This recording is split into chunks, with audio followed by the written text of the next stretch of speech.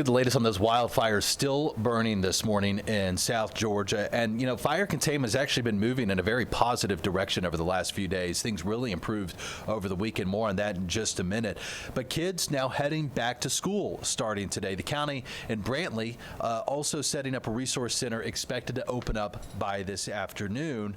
The county also working on a debris removal plan for people who have been impacted by that fire. And we know so many people have as those wildfires continue to burn. Let's talk about the impact on the people down there.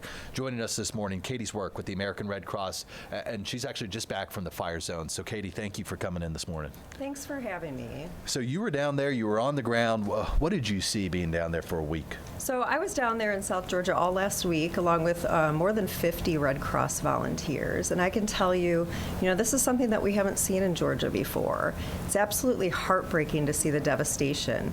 We saw homes that were completely destroyed, vehicles and cars that were burned out. You could smell the thick smell of smoke in the air. It was just so thick. So our hearts go out to all the families that have been impacted by this devastating wildfire. I mean, it's mostly Brantley County, I believe, where you were. That's some 22,000 acres burning. You talk about that smoke. I mean, did you see a lot of flames when you were down there, or was it mostly just destruction in its path? We saw destruction, a lot of smoke. We saw firefighters obviously out there battling the blazes. So, a huge thank you to all of our firefighters and emergency officials that are doing that work down there. They're continuing to do the work down there. But the Red Cross has been there to support the families. At one point, we actually had 3 shelters open, 2 over, to support the Brantley fire, and then 1 over in Eccles County.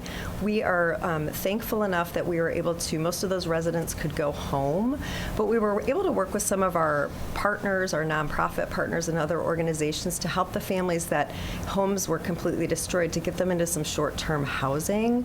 I can tell you, when we were down there, there was a family that we spoke to in one of our shelters in Brunswick, and they didn't have transportation, and so they didn't know if their home was gone. And so we had some Red Cross volunteers who have the most selfless hearts, and they went out to the address to look to see if their home was still standing, and thankfully it still was. So they were able to make that call back into that family at the shelter to tell them that their home was okay. Can you tell me about the scope that you guys were dealing with down there? I mean, I think at one point the county last week reported more than 60 homes had been destroyed. I mean, just about how many people had you guys been helping out as an organization? So our first priority at the Red Cross is to make sure that people have a safe place to stay and meals, and we're able to evacuate out of those evacuation zones. Thankfully, as I mentioned, many of those families have returned home, or we've worked with partners to get them short-term housing. But now our priority really is to work in the days and weeks ahead in those recovery efforts. And every family, it's going to look a little different. Some families, if their home is gone or major destroyed, we will help them with some financial assistance along with other partners. Other families may need mental health resources because this is a really traumatic event. When you lose your home, it's probably one of the worst days of your lives. So we have mental health care workers, we've got recovery workers and caseworkers that will work with these families through the process and their next steps in recovery. I mean, I'd be remiss if I didn't mention this is something you guys do year-round. It's not just for wildfires. I mean, hundreds and hundreds of home fires you guys work on a monthly basis across the whole state, right? That's right. Home fires are actually our biggest disaster. We see obviously hurricanes or tornadoes or now wildfires in Georgia, but home fires happen every single day, and we have disaster action team volunteers with the Red Cross that go out oftentimes in the middle of the night. They'll get a call at 2 a.m. and along with firefighters, we're some of the first ones on the scene to give families that hope and comfort that they need after a home fire.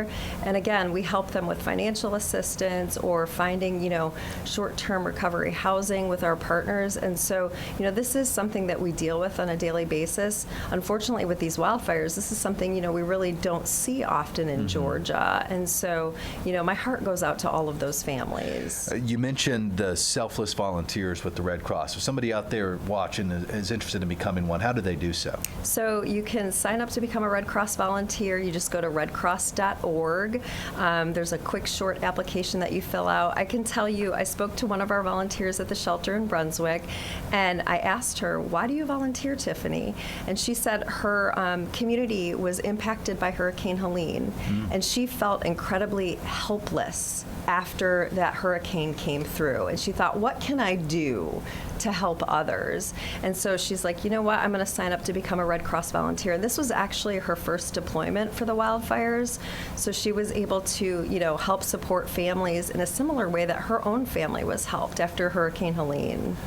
Katie, I do want to mention that if you are looking for a way to help out this morning, those impacted by the South Georgia wildfires, all you have to do is scan this QR code on your screen. We've made it easy for you to make a donation to the American Red Cross Disaster Relief. I mean, any message you want to send to the community out there when it comes to maybe just a few dollars can make a difference here? It really can. So even $10, $20 financial donation can help with all disaster relief. And as we mentioned, we talked about home fires. That can go towards people who are impacted by home fires or wildfires or flooding or hurricanes. And that $10 or $20 can truly make a lasting difference in somebody's lives. When you've lost everything, knowing that your community is stepping up. So anyone listening or watching this, we're truly grateful for our generous donors and their support.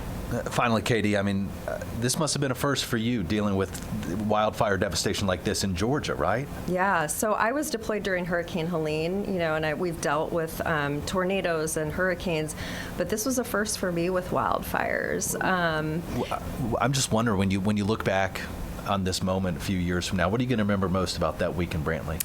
I think for me it was truly just being there to give a hug to families that were down there, being there to support our volunteers who truly give of their time and work really long days to help families. Just seeing all of their selfless acts to help others, that always stays with me. I'll never forget those moments. What am I missing? Anything else you want to leave people with this morning? I just want to tell people, thank you for your support of the Red Cross and other nonprofit organizations. We work with local emergency management officials and other nonprofits as well, and we do this together. It's an effort that we need everybody's support with, so truly thank you to everybody who's helping in this recovery. And thank you to you for being down there and joining us this morning, fresh back from Brantley County.